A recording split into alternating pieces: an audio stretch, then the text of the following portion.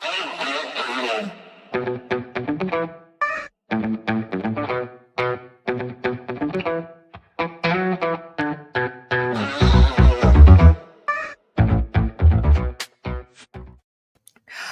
was having technical difficulties, you guys.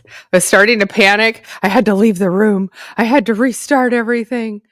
But we are here. We are live. Hello. Thank you all for joining me today. This is Crypto News with Julie Kennis. I'm your host, Julie Kennis, and I have a very exciting show for you guys today. Thank you for patiently waiting. Thank you for my mods in the chat. Jesse, he was playing a very delayed April Fool's joke on everyone and wiped all of the comments away to say that he was numero uno. I like the enthusiasm. That's great. I love the enthusiasm. So thank you all for joining. I am pushing out to X today. If you could so kindly retweet the room, give it a little share. I don't know. My technology is not technologying right now, so I'm not going to push any more buttons and aggravate things because I have a special guest that has joined us today. So let's go ahead and bring him up.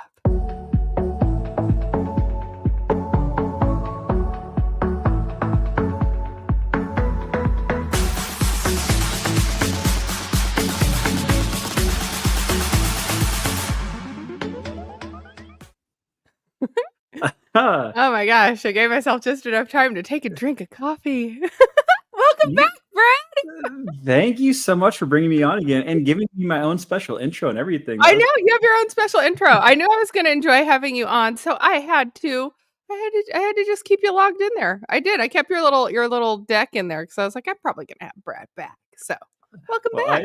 I appreciate that. Thank you so much for having me on again. There's so much to talk about, and there's a lot of people in the comments. There are a lot of people in the comments. Yeah, shout out to them. They're all over on YouTube. I don't see too many comments coming through on X. But if you're on X, you can go join us on YouTube, or you can start your own conversation. The conversation starters. So I have to say, so you were down in St. Louis. I have to ask, how far is the drive from St. Louis to Chicago? How long does that take? Without traffic, it's normally like 4.5 hours, but I have an electric vehicle, so I have to charge for like 40 minutes on the way. So okay. So is that 2 stops for you? Just one. Well, it depends. In the winter, if it's like super cold, sometimes more than one. But yeah, normally. So is that because the heater runs more, it draws more power? Is that what that is, or? It's partly that, but also battery range drops significantly when it's really cold. Oh. Yeah. I didn't know. And is it the same for heat as well, or is it just when it's really cold? No, when it's hot, it's pretty good. It's fine. It's really when it's really cold is when the range drops off pretty significantly. So, I've had to stop a couple times in the winter. So, are you in a Tesla? I'm not. No. I'm not. No. I have a Rivian actually. So R1S. Oh, okay. Yeah, okay. Yeah, you're probably safer in that right now. I think Teslas are being targeted. So I'll tell you, I have to check my car though, because people are mistaking Rivians for Teslas. And I've seen people get their Rivians keyed. I'm like, what is going on here? Oof. So I always check my car, and it has the camera. You know, that's what I think is funny is people are doing that, and then they're on camera. It's like they get caught. Yeah. Yeah, that's so funny. So I have to say, earlier today, do you follow David Gokhshtein? Do you ever watch him? I do follow him. Yeah. You do. So he does his morning show, The Breakdown, and he went missing this morning. I'm actually kind of sad because I was going to pull up some stuff from the intern. We have some interns at G Media. We've been rebranding. We're now the Gokhshtein News Network. We are GNN.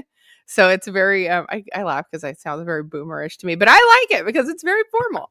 And so they have this whole very formal aesthetic. And so in the evening, they're doing the nightly recap. And we have these interns that are writing the script. Now, I feel lucky because I'm just like reading articles that have been pre-approved to be posted out.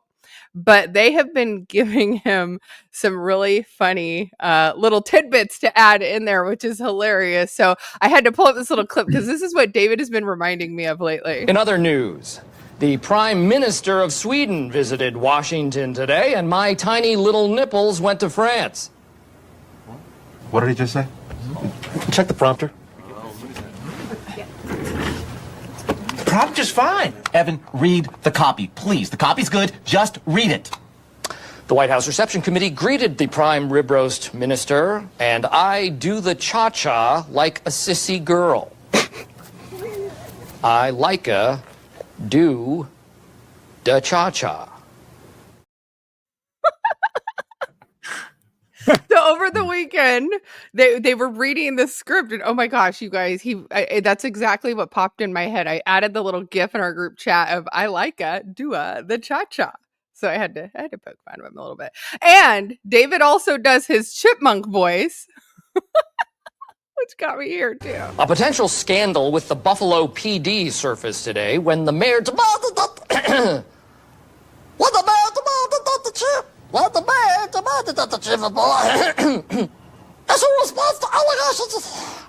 I'm sorry. It's just silly. We're silly. We're silly, you guys. Yeah, it is. I think it is. Is that Bruce Almighty? Is that? I don't know if that's Bruce Almighty. I think it is Bruce Almighty. Yeah, such a great movie. Such a great movie. I haven't seen that movie in so long. Oh my gosh, it's so funny. So anyway, yeah, ever since, and then oh my gosh, when I was like looking for the clip and I found the part of when he started talking like the chipmunk, I almost died because David does the chipmunk voice. He'll do it like all serious in his. Really? That's a special talent. Yes. No, he it's just like it's like a setting on his road. His it's so funny. His little audio thing.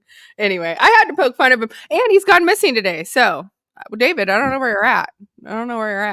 But so it was unannounced. He was supposed to be on. He was supposed to be on today. You guys, he's gone missing. In fact, he's done this before. I'm going to come up with like a missing persons thing that I'm going to, whenever he goes missing, I'm going to just like start showing that for David. Like a milk box.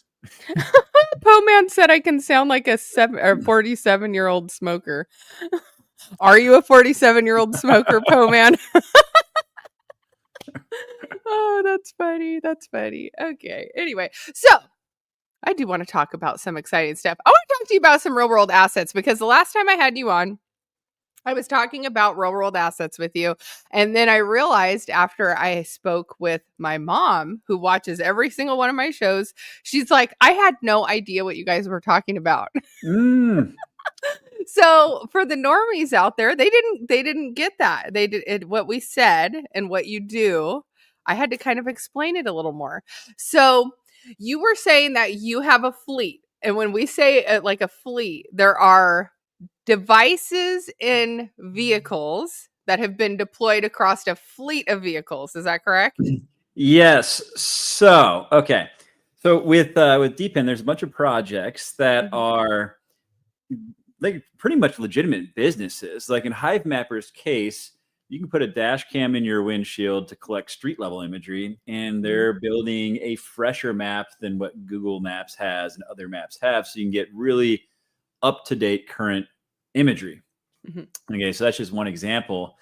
And the more you drive, the more tokens you earn for doing so. So it's instead of owning stock in a company, you basically get tokens, right? So I built out a fleet, and I built it out right when it started. But I had like 100. And drivers. so they're all on Hive Mapper, or are they on Hive Mapper and Demo?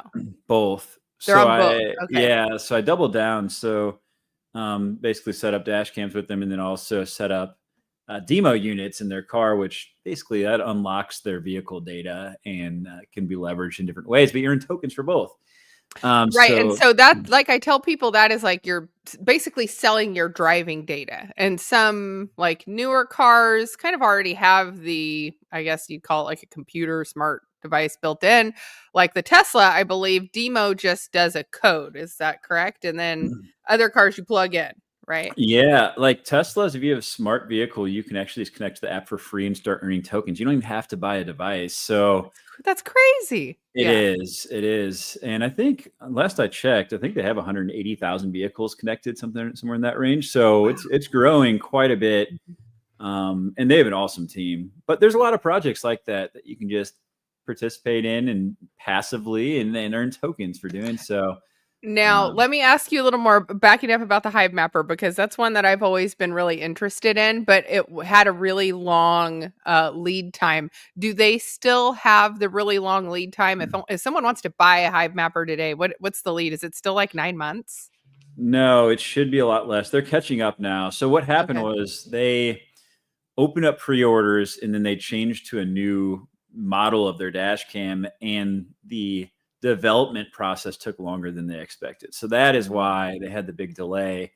But they're shipping like 600 units a week right now, and they're ramping up from there. So I believe once they're caught up here pretty soon, there shouldn't be a terribly long wait, especially because the token prices have come down across the board. So that obviously impacts demand. Like when the market's up, everyone puts in orders. So I think they're still working through that backlog, but they should be caught up pretty soon. Right. Okay. So, what about price? Because I think when I looked at a Hive Mapper, it was like $800 or $900 Ooh, USD. I don't think it's that much. Let It's me not see. that much. Okay, Well, let's see. I could be wrong. 589 is what the dash 589. cam. Okay, so it Yeah. is a little cheaper. I think when I first looked, I want to say it was closer to 800 or 900, and I remember at the time going, I could have that kind of deployed in coins right now, and participating more in the market versus the Hive Mapper. But I am extremely interested in the Hive Mapper because Suburban was telling me, our good friend Suburban was telling me, I could go onto their website and look and see if there's a current Hive Mapper in my area, and if the route I'm driving isn't currently being mapped, then it's more profitable than for me to be maybe participating. So Yeah, so it definitely depends on the location, but you're right. Then when market conditions are really bad and the token prices for some of these go down, you're almost better off buying the token at certain price levels, because it could take you 2 years to break to even accumulate, to accumulate right? that many tokens. So it changes very quickly, though. Obviously, as like we get back into like a bull market and the prices go up, well, that equation changes. But where we've been at, it's probably not a bad idea if you wanted to get into the project, to buy the token itself over the hardware. It really just depends. It's always a fluid situation, but yeah. Yeah, but so how did you get into um becoming sort of a distributor or supplier, I should say, for the fleet? So I got in with Helium first. Okay. So I think a lot of people in DePIN got in with Helium first, and I Mhm. started setting up hotspots with just a couple of my friends. And Mhm. then I figured, well, I can expand this out more, and started a referral program. And then people started calling me, asking me for Helium devices. So figured out how to set up an LLC and like an actual business. And Mhm. so I expanded that. And then I was like, well, there's gonna be other projects in DePIN I can do the same thing with. So that's when I found Hive Mapper. I've done the same thing with Demo. I have GeoNet devices. I also invest a lot in the GeoNet token, Okay. but yeah, there's a number of different projects out there. There's a lot of node projects too that are Mhm. setting up like decentralized cloud services to kind of do what AWS is doing in a decentralized way. So there's a lot of different projects out there that you can And it's just participate like in. plugging in a server, Yeah. basically. Yeah. Yeah. Wow. Interesting. Okay. Yeah. Interesting. And what would the entry point on something like that look like? Do you know? It ranges. Some of them are do it yourself. Like you can actually Okay. like build your own nodes. Some are, Mhm. range anywhere from $700 to $1,200. So the price on some of them is a little bit higher than others. But I basically look at projects that I'm interested in getting into, look at their market cap, and then I decide, okay, do I want to deploy hardware with this, or if the market cap's super low, sometimes it's better just to buy the token and sit on it Mhm. for the market to move up. But there's a ton of really good DePIN projects. If you look at my X page, the post I have at the Mhm. top is Mhm. my most recent market update video, and I run through like a ton of projects and what they're doing and what they're building, basically. Oh, love it. Yeah. So and then you said, did you say you were going to start doing is it a daily live stream, or how often are you going to start doing that, do you think?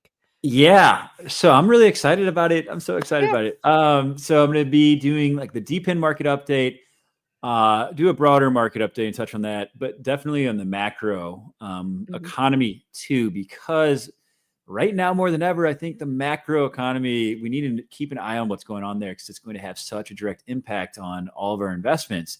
Mhm. So kind of start off very deep and focused and broaden out and then do like a macro lesson of the day. So I'm super excited about that. Like explaining things like what the Japan carry trade is and Ah, explain like what's going on in the commodity markets and stuff like that. So super nice. excited. Yeah. Yeah. It's I think it's fun when you get to do your own show. Like I was really afraid to start because I wasn't really sure on structure and things like that, but it's totally evolved and taken on its own sort of life form. For sure. I love your show. It's so fun. It's silly. Uh I try and make it silly. It has to be fun. And I feel like, a lot of crypto shows could be so serious sometimes, and I feel like we're not a serious space at all. So I kind of try and bring some more of that fun to it. So you make it fun. There's something I watch where I'm like it's like Ferris Bueller when he's like Bueller and it's just like so boring. I'm like, oh, like that's a good one to add in for a soundbite. That's a good soundbite. Now you've got me thinking here. You got me thinking. My mom, she was like, I like when you do the Family Guy clip. oh, it's so good. Yeah, I Yeah. just have fun with it. I Oh, is that me freezing? I don't know. Is that me freezing too, or is that just Julie? I don't know if it's me. That's me. That's my Oh, internet cutting out. Yes, thank you guys. We are back. We are back. I thought it was Hopefully it maybe just doesn't me. do that again. Oh no, okay, now I've bumped up again. I live sort of out in the boondocks. I like live on the outskirts of town. I know, that's my internet again. I live on the outskirts of town, and so sometimes the internet is just really spotty out here. Mm. And I have boosters and all the things, and it doesn't want to cooperate always. So You're going to yeah. Vegas, right? I'm going to Vegas. Did you book your trip yet? I have my flight booked. So yeah, I'm going to be Yay! coming out. I think Chris Yay! Bagnell's coming. I know Suburban's going to be there. Yes, yes. He's I'm not. driving. I know he's driving. He does not like to fly. He does not like Yeah, to fly. so he'll be driving. Yeah. Yeah, it's not that far, and I'm sure it's probably a really neat drive for him coming that back way and then like through the desert. I've gone up. If I go like from where I live, like kind of SoCal area, I go kind of over through the desert, but I can keep going up. Um, and that's like I drove to Salt Lake City, and I thought in my mind the drive was going to be really pretty, and it really wasn't. It was just like after the desert you get back to more farmland, and I'm like, okay, It's kind of boring. well, Yeah. I've done that now, but I always just love to drive up to the Pacific Northwest. So anyway, I'm excited he's going to be there. I've not met him in person yet, I so haven't either. yeah, I'm Yeah. excited. I'm excited We- to yeah, I'll have to connect with him offline and find out the details on like where he's staying, and I know he was kind of up in the air on it. So yeah, I don't know. I'm Yeah, it'll be excited. fun. We should all get together. We'll have to get like dinner or something one night. It'd be fun. Yeah, for sure. That's what is the best part is for me is like the people who you want to build better relationships with, like that's your chance to meet with them offline, kind of pick their brain, figure out stuff to work on together. So yeah, I love being and I have not been to a crypto event in a while. Did you go to any last year? I went to Consensus Oh, you went to last year. Consensus. Okay. Yeah, so I met a Yeah. lot of project founders up there. It's actually really good for networking because I've Mhm. interviewed a lot of them on my channel now. So And you went wait to Toronto Consensus went to the or one in Austin? Austin. Oh, okay, I went to the one in Austin too. Yeah. Oh no, you're there. Yeah. Yeah, I was there. Oh, Yeah, it was good. dang. Yeah, Austin was great. I tried to hit all of them last year that I could, and I was a little exhausted by the end of the year. I was ready for conference season to end. I feel I was that. like, I've had enough. I'll tell you what, I got more out of like the breakout sessions, I think, outside of the event. Like there's so many good happy hours and so many good networking events that were Mhm. nice. You get to see like project founders speak. So but it was a cool event, and I have a buddy down in Austin, so I got to hang out with some friends and stuff too. Oh, that's fun. Yeah, Yeah. Austin is such a great city. I don't think I realized, it was as quirky as it is. Um, and so Yeah. there's just like it's just kind of a melting pot of people and it's very I like to people watch, so it's a great It's great place. for that, for sure. Are you gonna get your mom Yeah. out to Vegas too, or just you? No, it'll just be me. I wish she would come with me, but we had talked about it initially. I'm gonna get her to one of these things, and she participates in some stuff. So, um, but yeah, I mean, as I continue to grow and expand and participate in things, I'm sure she'll start tagging along to more of the stuff with me. That'll It's be just hard because fun. a lot of this stuff is during the week, and she still works. She's like, she's a go getter. She works in renewables and yeah, she's very, very busy. So, in fact, I was going to ask you when you were with SunPower, did you ever fly out to California and do any work out here? I did fly out to California a couple of Okay. times, but we had moved our main office to Austin actually. So that Oh. yeah, at the time.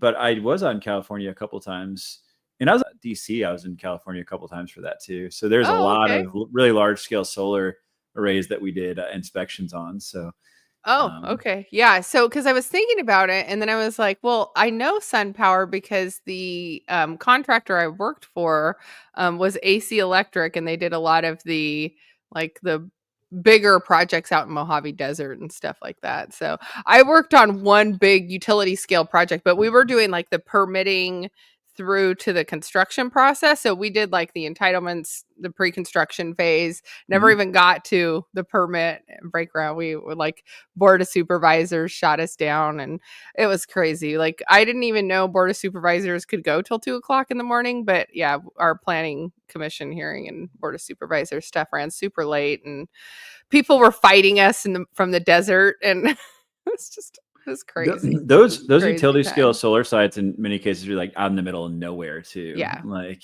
it's people like basically move out there for 6 months a year to be on the Mm-hmm. job site out there. Yeah, it's pretty wild. Yeah. So you ran the drones checking for like hot spots and stuff to correct and all that. Yeah. Yeah, and I got to see all the big sites that were coming online. Like there was a 1 gigawatt site being built in Texas, like massive Wow. sites. Yeah. But I get up to California a decent amount. I have friends in the Bay, in Sacramento and Anaheim, been up to Santa Rosa, LA. So I get out there normally once a year.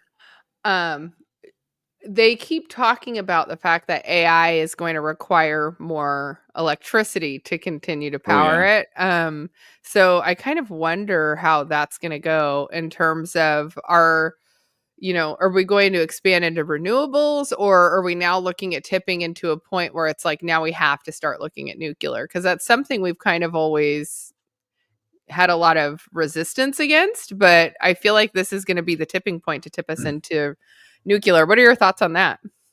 I agree. Actually, it's funny. I was just reading about this. So I was reading about like there's like going to be a really big run on commodities in the next 5-10 years, and a lot of that has to do with the fact that, like you said, AI needs so much energy, and then you also have emerging countries are using more and more electricity. So I Mhm. think uranium is a really interesting asset to look to invest in because apparently, we only have 2 years worth of uranium to power our current nuclear plants. So there Mm. is certainly going to be a lot of demand there. And then coal, believe it or not, even though we're getting away from coal in the U.S., China has been stockpiling coal Yep. because they're getting ready for the AI push. And then emerging countries have a lot of demand for coal. In the article I was reading, they're talking about how we saw a similar thing with lead back when we Mhm. started to get away from lead in the U.S. and we stopped putting money into um, you know building the lead supply, and it was still globally there's a lot of demand, and the price skyrocketed because Mhm. global demand is going up. I think we're going to see a similar thing with coal, and I agree. I think with nuclear, uranium's interesting. I think we'll see more nuclear plants as well. I think we have to. And it's funny to me because here there's always been such a stigma with nuclear energy, and when I lived in Australia, up until 2012, for 5 years, I saw several nuclear plants. That was just common there. They just didn't have the same negative stigma around nuclear energy as we do here. And so it's funny because I am pro solar, but I am pro solar for other reasons than like I support nuclear as well, because I do think we need more than just what solar can provide. But I mean, solar is one of the few assets that you can put on your home to generate money off of. It's not a whole lot you can do, and it's encouraged. So it's like, it surprises me that more people don't do it. So. I agree. Yeah, well, you got to think in California, electric rates are way higher, right? You guys get more sunlight than a lot of the other areas of the country. Generally, the East and West Coast, the electricity rates are much higher, so solar makes a lot more sense in those markets. When you get to the Midwest, energy is pretty cheap, so you generally need some sort of state incentive to move the needle. Over time, though, I guess the cost of hardware has come down, but you still have labor costs, so that's always going to be an aspect. But I think we're only going to see energy costs go up over time. So I think solar will make more and more sense as that happens, for sure. And then storage, you need storage. I mean, once you get storage, California's that way. I mean, once you get a high enough percentage of solar on the grid, you need to have the storage aspect to, with it. So. Yeah, John Germain says, was it Portugal who went 100% renewable energy and the grid went down and now they're in the dark? Yeah, they've been in the dark, I think, for 4 or 5 days now. And it's funny because my house it's isolated. So it's like, it's one of those batteries that will kick on. But of course, if I use more than the battery has, then the battery will kick off until the sunlight comes back. And so it's, it's hit and miss depending on what appliances are running around the house. It says it can run for 4 hours. It doesn't run for 4 hours. It's maybe 2. It gives you enough time to like plug in your devices, get things charged, battery packs, etc. But yeah, it's not like a backup generator. But those are a lot more expensive. We looked at those for a while. The electric situation out here in California is just awful. Yeah, it depends on how much storage you have, right? There's certain batteries that are really for shifting demand because you guys pay a lot more at like 5 p.m. than the rest of the day. So you can shift your demand from your solar. Right. And then the battery chemistry too. Like if you go to like lithium iron phosphate, there's a lot more storage. So you can back up a lot more and charge it 100%. Whereas with lithium ion, you really don't want to charge it 100%. So it starts to degrade the battery health. So. Interesting. I didn't know that. Yeah, I started to move away from solar when we started to put the batteries on houses. So I didn't quite get into the whole workings of, I mean, I understood how we would, have the battery push back at peak time and things like that, but not how like the actual mechanics of the battery work. So, yeah, for sure. In California, they got rid of net metering, right? Or they changed their net metering policy. So you used to get 100% of credit for what you sent to the grid. Right. And that changed. So now like every system has batteries on it. Just that changed like a couple of years ago. Right. It was unfortunate. The way that it worked, when solar first started, you could pretty much build out as much as you wanted, and whatever you pushed back, they would pay you for. And then they started to roll that back. And so then I think it went from like 11 cents to 7 cents export electricity down to 3 cents export electricity. And then it was just, it just wasn't worth it anymore. So yeah, they've moved away from net energy metering. John Germain saying he's grandfathered in on the net metering. The other thing they're looking at doing here too is kicking people off of the grandfathered rates whenever it switches homeowner. So it's it's crazy. It seems so unfair.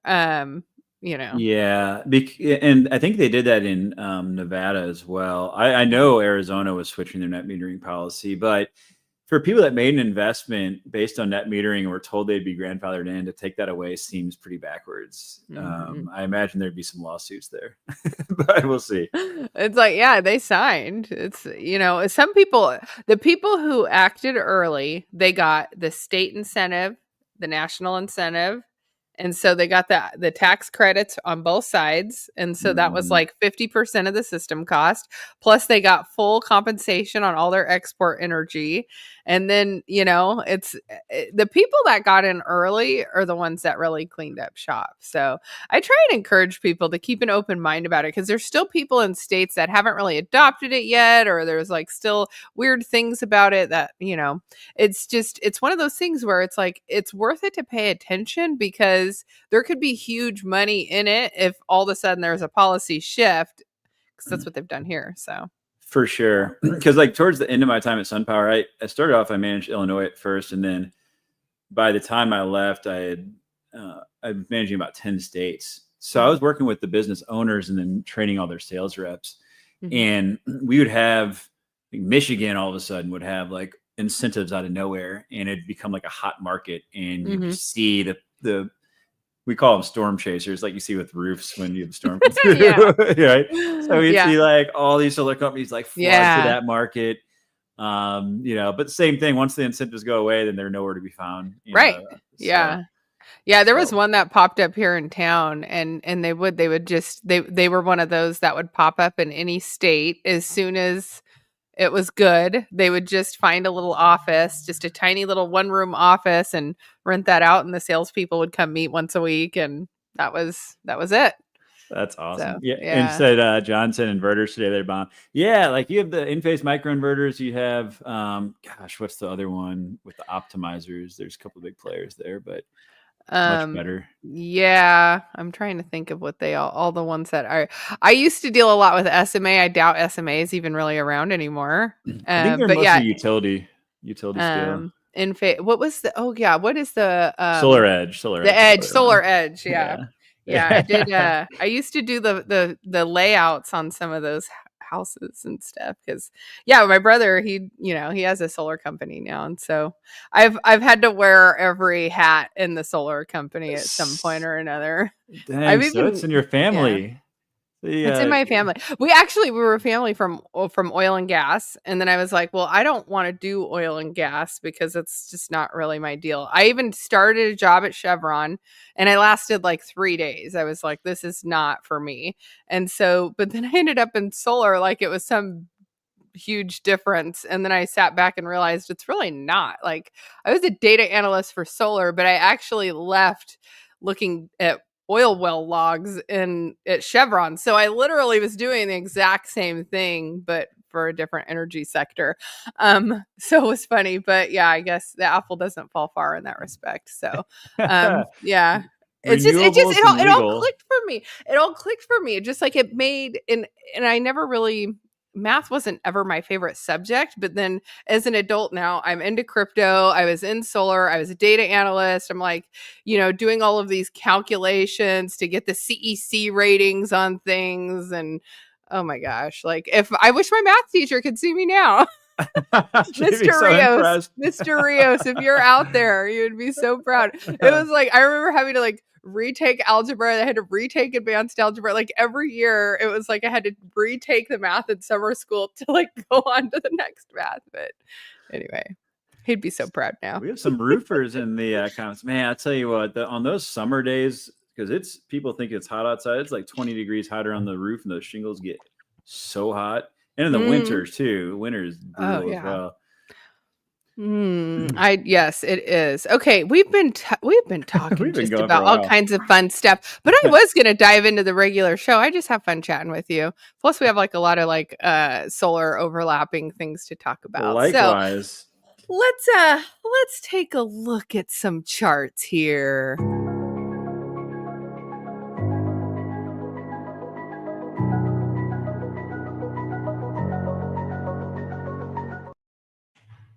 I don't even know where we're at right now. I am on the 1 hour chart right here. I wanted to zoom out so we could take a look and just kind of see how we're just kind of trading sideways here.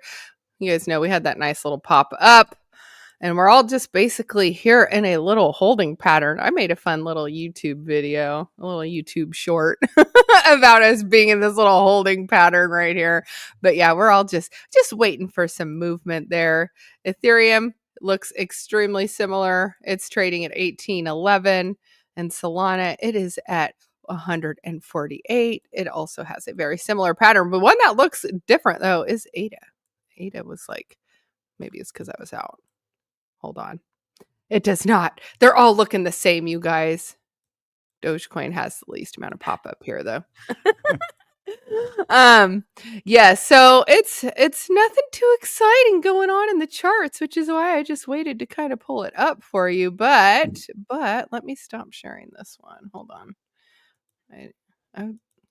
I pushed buttons I shouldn't have pushed this time, and I knew I shouldn't have. Let me pull up my crypto bubbles because I love the crypto bubbles. And I know people are seeing some of their coins on here that I don't normally talk about, which is why I like to pull it up so everybody can take a look at it. So here we are. These are the top 100 coins and where they are currently trading at. You guys remember when Cake was up only? It's finally not up only. It is finally not up only. Is that Pancake Swap? It is Pancake It Swap. is. Yes, it is Pancake Swap. For a while there, it was like the only one that was up only, and then the other one was Walrus. Where did Walrus go? Walrus is not up only today either. And the other one I've been looking at quite a bit, you guys, is Monero, and Monero's had a nice little pop here. And they're saying over on Tom Crown's channel that it could potentially pull quite a bit more of a runner here. So let me go here because I like to dip into here because this is where some of my meme coins lie. Oops, let me get rid of this. All right, here we go. What is Walrus? I was looking at that the other day. What chain is that on? That's on Sui. Sui. Right. It's on the Sui chain. I think Storage Network, right? I think so. Yeah. I had to end up looking it up because, and this is why I started looking at bubbles more, because for some reason, when I can look at it in this more visual representation of what's going on, it's easier for me. So, and because Fartcoin kept being such a big bubble every day, my mom's been asking about Fartcoin. So it's funny. And it's like, it's smart to do this and look at it this way. So I've kind of leaned into looking at this, but Dog is one that I'm super bullish on, and it has had a nice little pop up. It is up just about 2x now since its bottom. So it is trading at 0.003. All-time high was 0.009, so it's still 3x from here. So that's one that I'm super bullish on. It's the first meme coin on Bitcoin. So I talk about that one a lot because I like it.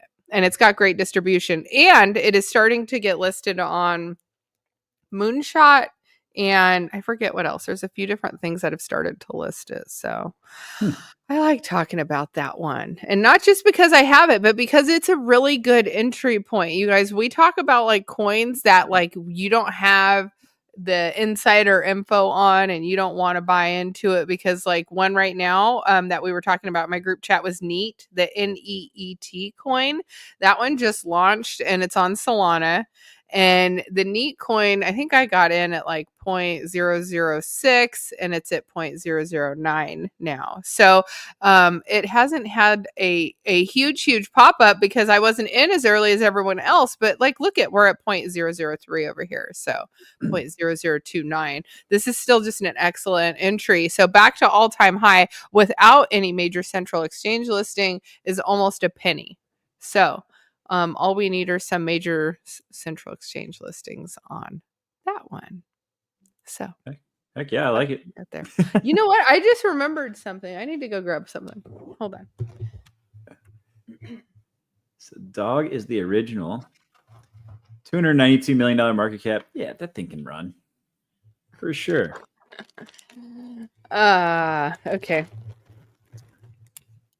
I forgot. I have a gift to open. Oh. I'm gonna hold it the right way so I don't show my address on here. You don't want to dox yourself. I know. I want to dox myself. Several people here already. I know. I actually saw some friends of mine in the group chat, which made me remember that I have my jail stool shirt finally came. Oh, nice. I know. Viva la jail stool. I'm so excited, you guys. Oh, open it up and take a look at it. Yeah. So yes, I saw my jail stool fams in the chat. Is that and I'm like, Portnoy on there? It's Portnoy on here. Oh my gosh, it is a little big, but I was thinking if it fits like a man's shirt, I think I might crop it. Make it a crop top. I don't know. Yes, it's happening, guys. You make that work. It's happening. It's totally gonna work. It's totally gonna work. I'm excited though. Everyone's been wearing their jail stool merch, so. And then someone in the chat was like, why do you support that guy? He's a serial rugger. I'm like, well, the jail stool thing, the whole premise behind the jail stool thing is he told everyone what he was doing, and he's showing people what the flaws are with the current system. So that's true. Although with greed, he said, I'm not gonna sell anytime soon, and then like 10 minutes later he sold. It's like, bro, he meant not within the next 9 minutes. Yeah, I was like, okay, yeah, but I digress. So, but at the same time, everybody is still begging for Greed 3. So I think that's the funniest part of all of this is like, I'll go. I didn't used to watch his live streams very often, but now since the whole jail stool thing and me making friends with some people in the community, I go in. Well, I'll watch his live streams, and so now that I'm watching him, I'm just like, he's such a funny dude, and the people are they're just so invested, and they're just like, Greed 3, when are you dropping Greed 3? Like, they're just like cheering him on. They're cheering him on. So yes, it's tough to say there. So all right. Very entertaining, that's for sure. He is entertaining. And so one of the things that I don't go full circle on, which I probably should, and I actually thought about it on my walk yesterday. I was talking about Hayden Davis yesterday because the Melania meme coin sold off another 1.5 million in tokens. And, Hayden Davis admitted to being the person who launched the Melania coin. So we know it's him, and he's still selling, I assume. Insider Wallet's still selling. But if we go back further, remember Dave got refunded the $5 million. And that's part of what made everyone upset.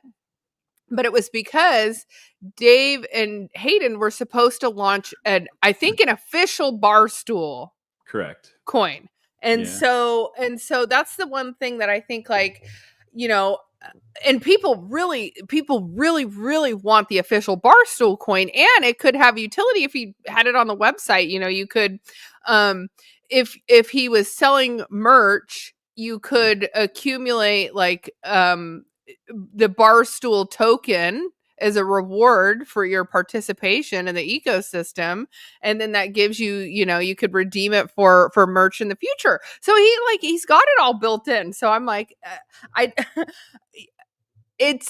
he says things sometimes where people catch him in the lie, and I think that's where it gets him. Is he's like, oh, this crypto thing, I just launched a coin and everybody buys it. He knew what he was doing. He knew what he was doing. So he was playing a little dumb there. So but it's like, it's freaking crypto. Do you think he'll still launch his own coin now that he has Jail Stool and he's been behind it? I don't know that he will.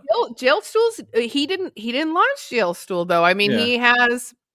It was given to him, and he said he's never going to sell any of it. And so essentially, I think it's like, if people are selling, it's got to be the people who want out of the coin.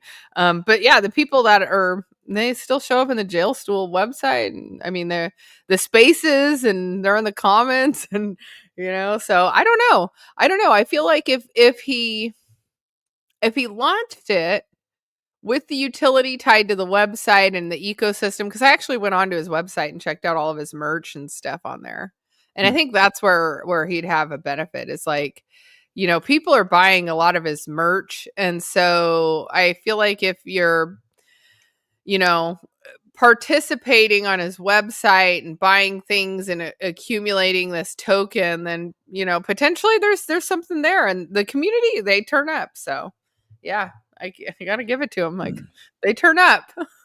If he does launch a token, I expect that you're going to see a lot of money rotate from Jailstool over. I would imagine so. I would imagine that Jailstool would probably go down. Yeah. So I don't know. Who knows? We'll see if he does it. Who We'll knows see if he does it. Yeah.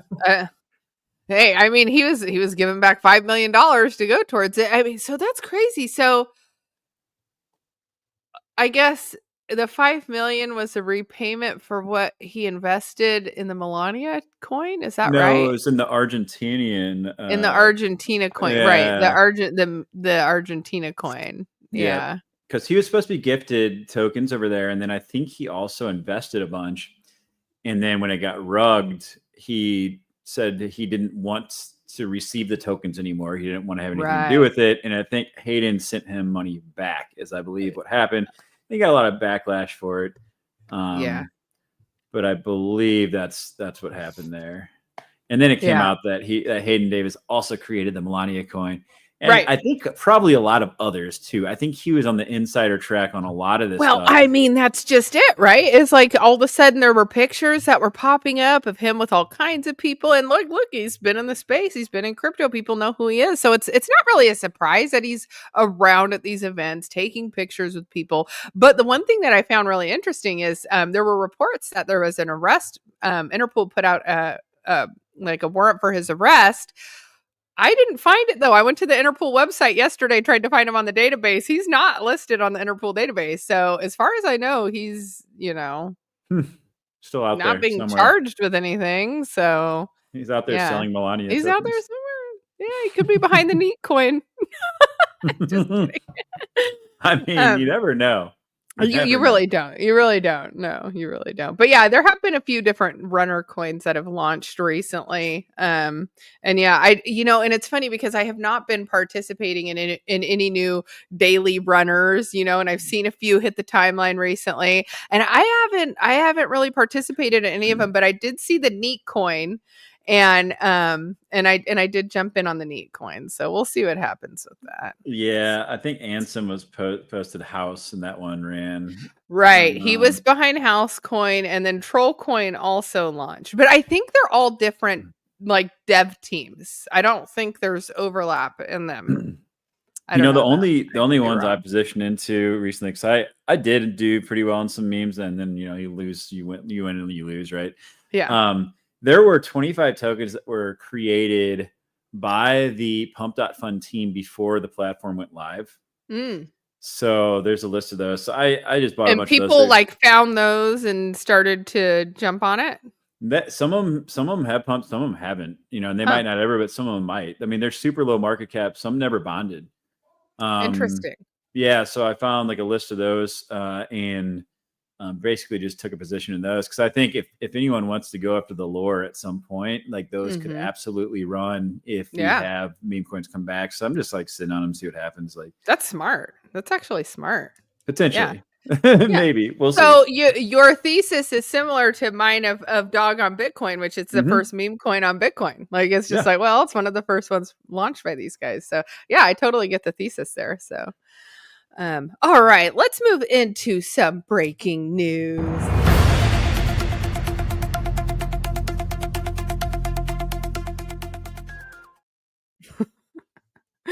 All right, hopefully we're all tabbed over here. Okay, this is from the GNN. All of our new logos on here. Look at how nice this looks. This says Tornado Cash wins legal battle against U.S. Treasury sanctions. So from Gabriel, posted today, a U.S. federal court overturned Treasury sanctions against Tornado Cash, a landmark victory for privacy campaigners. The court determined that the Office of Foreign Asset Control had violated the Administrative Procedure Act. The OFAC cannot reinstate the initial sanctions without following the required procedures. Coinbase's legal chief, Paul Graywall, applauded the ruling on social media. He acknowledged that the government's efforts to postpone final judgment and praised the plaintiff for sticking up for their rights. Tornado Cash's Torn token rose 7% in the 24 hours following the announcement. It is up by 201% last year, trading at $7.93. However, it is still 98% below its all-time high of $437. So, looks like a good entry point. So, that was posted on our website. Thank you, Gabriel, for that.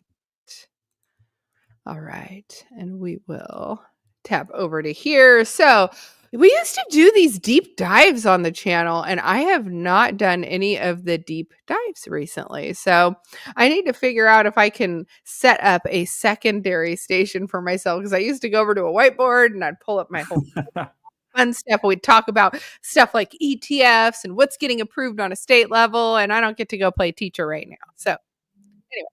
This is going about the NASDAQ filing to list 21 shares Dogecoin ETF. So, the U.S. exchange NASDAQ has asked regulators for permission to list a 21 shares ETF holding the popular meme coin Dogecoin, regulatory filings show. The move follows 21 shares April 10th filing of its initial proposal to launch its Dogecoin ETF, shortly after similar applications from its rival Bitwise and Grayscale. The asset manager has also sought regulators' permission to list ETFs holding other cryptocurrencies, including Solana, XRP, and Polkadot.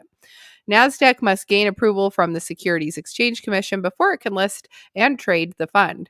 The request amounts to show regulatory review process could determine whether Dogecoin becomes accessible to a broader range of investors through an ETF structure. And they have this whole list here of what I would love to have had on my deep dive chart. And I am so happy I didn't have to write all this out on the board for you guys, because that is a lot of different ETFs. So anyway, that's what we're looking like. This is the status. If there has been deadlines, they're deadlines, final decision. This is literally all the stuff I was putting on my whiteboard. So I was like, oh, good, I'll show this, because this is just like all the deep dives that I used to do. So this is great. This is great. All right. And lastly, we have this article here about stablecoins. This says 649 billion stablecoin transfer linked to illicit activities in 2024 per the report. BitTrace reported that 649 billion, or about 5% of all stablecoin transactions in 24, flowed through high-risk addresses linked to illicit activities. So we do talk about a lot here on the channel about stablecoin legislation and how it's going to more or less provide a view into what's going on with the stablecoins, different things that need to be included in stablecoin legislation, allows visibility, clawbacks, etc. So cryptocurrency compliance firm BitTrace found that 649 billion worth of stablecoins flowed through addresses classified as high risk in 24, according to an April 29th report. It defines high-risk blockchain addresses as those used by illegal entities to receive, transfer, or store stablecoins. Crypto compliance firms typically score crypto wallet addresses based on their likelihood of involvement of illicit activities. The higher the risk, the higher the likelihood of foul play, and the less likely compliant crypto businesses are to accept the asset. So I think we are going to see more freezing of funds if they determine that wallets are tied to these type of illicit activities. Per the report, the amount accounted for roughly 5% of the stablecoin transaction volume in 24. This is down 0.8% from the 5.9 of the previous year, but significantly higher than 2.8 that was reported in 2022 and 1.6 in 2021. So we've had significant increases year over year in illicit activity or transferring of funds between determined to be illicit wallets. So going into it, talking about Tron USDT tops the high-risk transactions. Tron-based USDT dominates the high-risk stablecoin transactions, with BitTrace data indicating that well over 70% of its volume that moved on network. The remaining high-risk stablecoin transactions are mostly Ethereum-based USDT and a small amount of USDC. A likely explanation for the prevalence of USDT is likely due to its large market cap and adoption compared to other stablecoins. At the time of writing, CoinMarketCap shows that USDT has a market cap of over 148 billion, while USDC stands at just 62 billion. So it's about half. Tron's prevalence is not as easy to explain. Ethereum remains the more popular choice for most stablecoin users, with DeFi Llama showing nearly 124 billion worth of stablecoins circulating on the network. Tron ranks second with about 71 billion, almost 43% less than Ethereum. So, interesting stuff there. And crypto gambling continues to rise. So, It's very interesting. I mean, it goes to show this is why they want to get rid of cash and go into stablecoins. They want to be able to see everything that's happening. And I think this is interesting. Someone said if they can identify 5.4%, there's a lot more. I would think so too. But think about with cash, how much illegal stuff is going on right now. So it's like, and they have no way to view any of it. And this is just giving a little preview window. And all they have to do is like determine at some point down the line, maybe that fund funneled through an illicit wallet, and then can they freeze it? Because, well, even though you have the money and that's your USDT, we can't confirm that you weren't tied to the wallet before and the wallet before, which was the illicit wallet. So I don't know. I kind of worry about what's going to happen because there are going to be clawbacks and stuff in the stablecoin legislation that's in there. So yeah, that's gonna be interesting. That's why just hold Bitcoin. just hold Bitcoin. The famous last words, all roads lead back to Bitcoin. Yes, I love it. All right. So I'm not sure if we will ever find David Gokhshtein. I don't even know if anyone at the Gokhshtein News Network retweeted the show today, but we do have 889 people watching the show. So shout outs to you. Thank you for being here. If you aren't already on our YouTubes, check us out. DePIN Connection, Bradley Meyer, he is here. I think he's going to continue to join us again because we have fun. We have fun. And you made my introductory page. You have to I've already got a slide for you, so you're always just a shoo-in to come back anytime you want. But before we go, I do have a song for us to end on. It is a very famous song, especially if you have tuned in to The Breakdown. You guys, I had to work to find this for you, so enjoy. Helicopter, helicopter.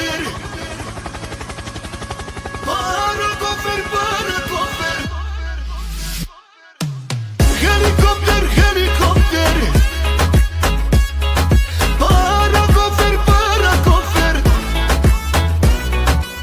Helicopter, helicopter, koliko treba zlata. Samo da od doma otvoriš mi vrata. That's a banger.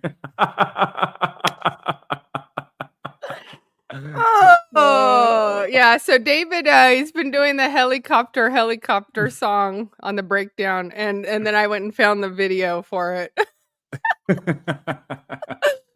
So, all right, that's the show for today. Brent, thank you for joining me again. I always love having you on. Thank you for having me on, and super stoked to see you in Vegas and anyone else that's there. Yes, we will definitely get together, hang out, make some content, all the fun stuff. So, but hopefully I see you on here before then. For sure. All right. Yeah, We'll you see let you me know soon. when. Anytime. All right. Thank you. We'll see you tomorrow, guys.